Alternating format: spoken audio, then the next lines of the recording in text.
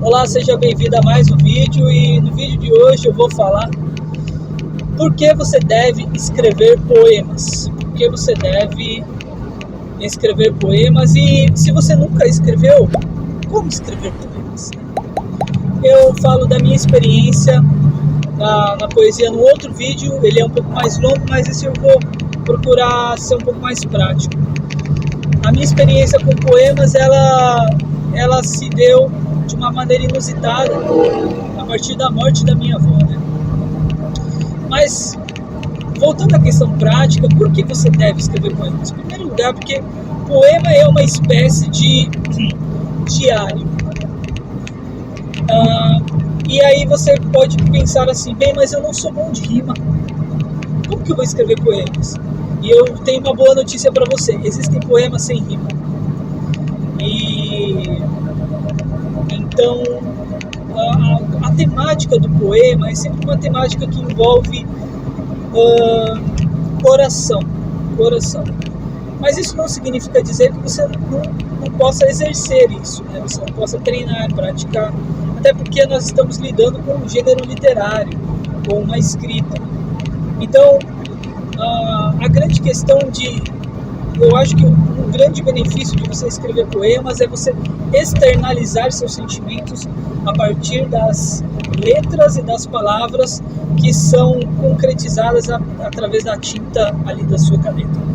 Então, você joga para fora muitos dos seus sentimentos ali. Isso é um grande exercício que a poesia ela faz. A poesia ela serve, de certa maneira, como uma válvula de escape e um exercício, uma espécie de exercício de autoconhecimento. É um exercício de introspecção.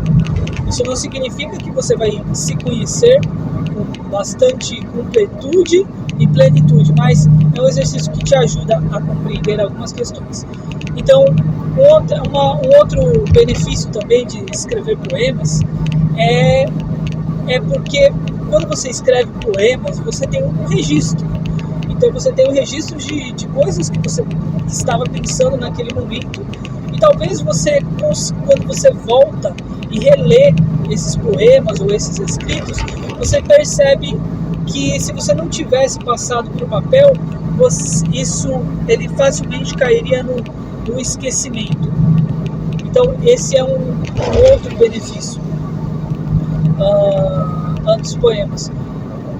Uma outra questão que ela é muito legal, que envolve a escrita de poemas, é que quando você lida com um gênero literário como a poesia, você tem uma capacidade de atingimento de resultados, em muitos casos, muito mais eficaz do que, por exemplo, uma matéria de conteúdo narrativo, conteúdo jornalístico, conteúdo técnico.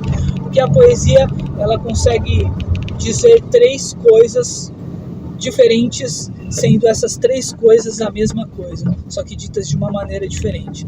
Então, dentro do gênero literário, você tem metáforas, você tem alegorias.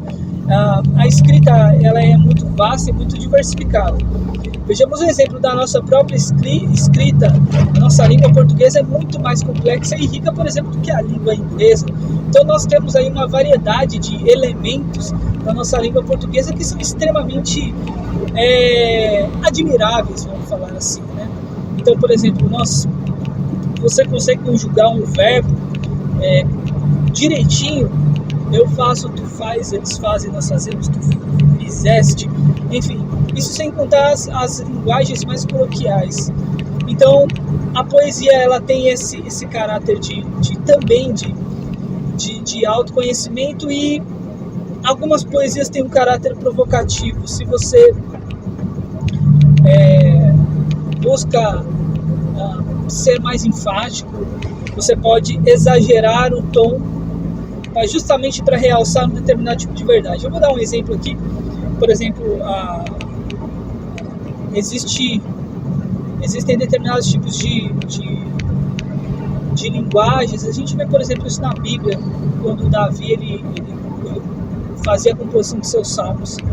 Ele utilizava um recurso que ele era um recurso de repetição, em que ele dizia e enfatizava uma mesma verdade em porções e lugares diferentes e de uma maneira diferente, justamente para realçar esta verdade. Então, eu não me lembro direito o nome técnico disso, se é paráfrase, por isso que eu não vou falar com certeza o que é. Mas tem esse caráter bastante combativo. Se a gente observar o período da ditadura militar, a gente vai observar facilmente que a poesia ela tinha um papel também de dizer verdades que são evidentes sem dizê-las. Então, esse é um papel muito importante da poesia. A poesia ela é extremamente fundamental em períodos de censura, porque você pode dizer tudo sem dizer nada. Ela é extremamente estratégica. Então, ela é quase como que uma peça de um jogo de xadrez. Então, a poesia não é só para emocionados ou sensíveis ou coisas do tipo, ainda que isso não seja de todo mentira, mas a poesia também ela é para combatentes, para guerreiros, para pessoas que são engajadas em propósitos, engajadas em ideais, para pessoas que têm vieses políticos, para pessoas que têm vieses acadêmicos, e eu digo mais, a poesia é para comuns, para populares também. A poesia é para populares. Uma das questões que você vai ouvir muito eu falar aqui no meu canal é sobre o retorno de hábitos analógicos. Então eu vou falar muito sobre escrever com a sua caneta, eu vou falar muito de você passar um tempo sozinho, eu vou falar muito de você conservar o silêncio. E dentro dessas temáticas você tem a temática da poesia também, tá certo? Esse foi um vídeo rápido, curto, a respeito da poesia.